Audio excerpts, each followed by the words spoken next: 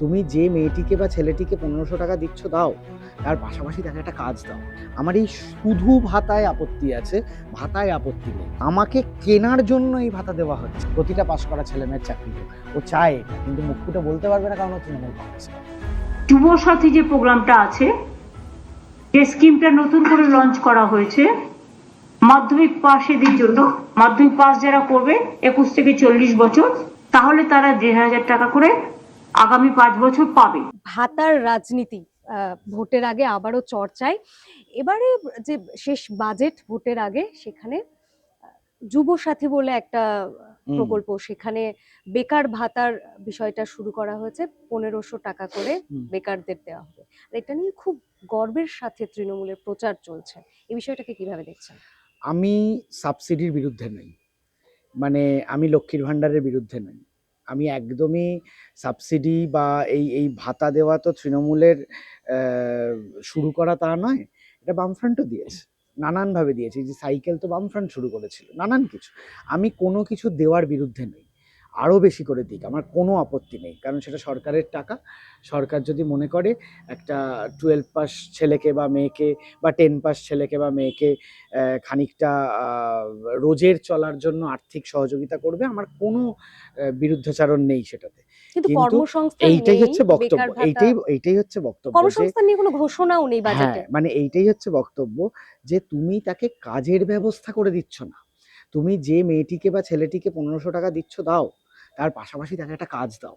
যে কাজের কথা নেই, একটা কারখানা ওপেন করার কথা নেই, নাথিং, মানে একটা উন্নয়নের কথা, যে একটা একটা একটা একটা যুব সমাজ অন্য স্টেটে চলে যাবে না সেই ব্যবস্থা করে দেওয়া।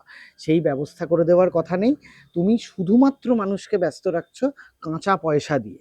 আমার এই শুধু ভাতায় আপত্তি আছে, ভাতায় আপত্তি নেই।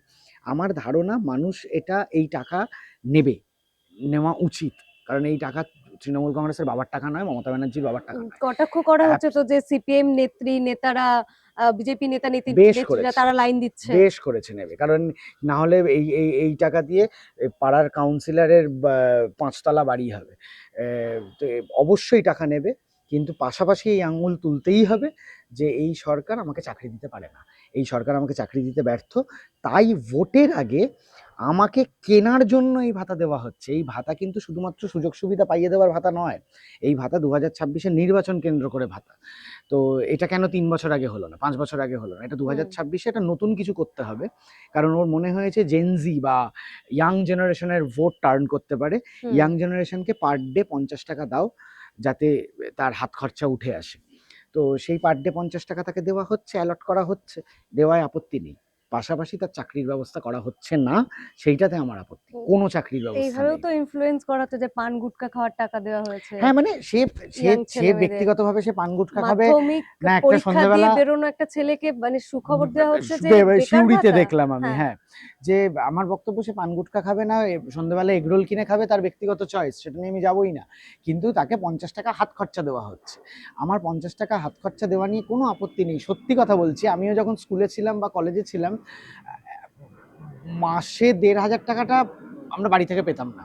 মানে সেটা সেই সময় ১,৫০০ টাকা মানে বিশাল অনেক। টাকা, বিশাল টাকা, মানে পার ডে ৫০ টাকা পেতাম না আমরা।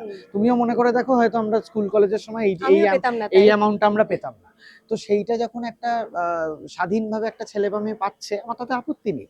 কিন্তু সে 12 এর পর যাবে কোথায়, সে গ্র্যাজুয়েশনের পর যাবে কোথায়, সেই ব্যবস্থাটুকু করে দিক। সেই ব্যবস্থাটা তো এই সরকারের কোনো দায়িত্ব নেই। দেবাংশু ভট্টাচার্যের যুক্তি যে একটা বেকার ছেলে তার তো এই যে চাকরির ধরো ফর্ম তুলবে বা চাকরির জন্য যে বিভিন্ন জায়গায় যাবে, যাতায়াতের খরচ, এটা একটা এই খরচ হিসেবে এটা নিয়ে এত দেবাংশু তো বিতর্ক। তৃণমূল সরকার পড়ে গেলে দেবাংশুরও তো ওই ভাতাই লাগবে, কারণ ওরও তো আলাদা করে কোনো চাকরির ব্যবস্থা হবে বলে আমার মনে হয় না। মানে সেটা তো দেবাংশু ঠিক করুক, যে দেবাংশু একজন ইয়াং ছেলে, ওকে তো ওর দিকেও তো 10টা ইয়াং ছেলে মেয়ে তাকিয়ে আছে, বা ওকে যারা পছন্দ করে ছাত্রছাত্রীরা তাকিয়ে আছে। সে যদি আজকে এই বক্তব্য রাখে, ও সরকার চলে গেলে এই বক্তব্যগুলো স্টিক করতে পারবে তো, সেইটা আমার কাছে প্রশ্ন।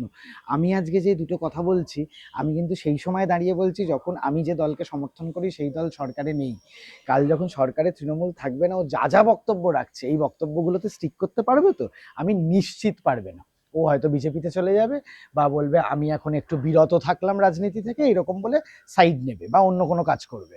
তো ওই বক্তব্যে স্টিক করতে পারবে না। এগুলো ওকে খুশি করার বক্তব্য, ওকে দলে টিকে থাকার বক্তব্য, বা 26-এ ও এখন বাড়িতে রোজ ফোন করছে হয়তো ওর উচ্চপদস্থ কাউকে যে আমি টিকিট পাবো কিনা। এগুলো ওকে বেঁচে থাকার, ওর ওর টিকে থাকার জন্য ওর বক্তব্য। আমি কনফার্ম দেবাংশুর মতন একটা শিক্ষিত ভালো ইয়াং ছেলে, ব্রাইট ছেলে, ওর সঙ্গে যতটুকু কথা হয়েছে, ব্রাইট ছেলে, ও কখনোই মনে করবে না একটা বাচ্চা ছেলে মেয়ের শুধু ভাতা দারুণ জিনিস। ও মনে মনে চায় প্রতিটা বাচ্চা ছেলে মেয়ের চাকরি হোক, প্রতিটা পাশ করা ছেলে মেয়ের চাকরি হোক। ও চায় এটা, কিন্তু মুখ ফুটে বলতে পারবে না, কারণ ও তৃণমূল কংগ্রেস করে। ও যদি আজকে একটা অন্য পার্টি করতো, ও এই কথাটাই বলতো যে মমতা ব্যানার্জির সরকার চাকরি দেয় না, বলতোই।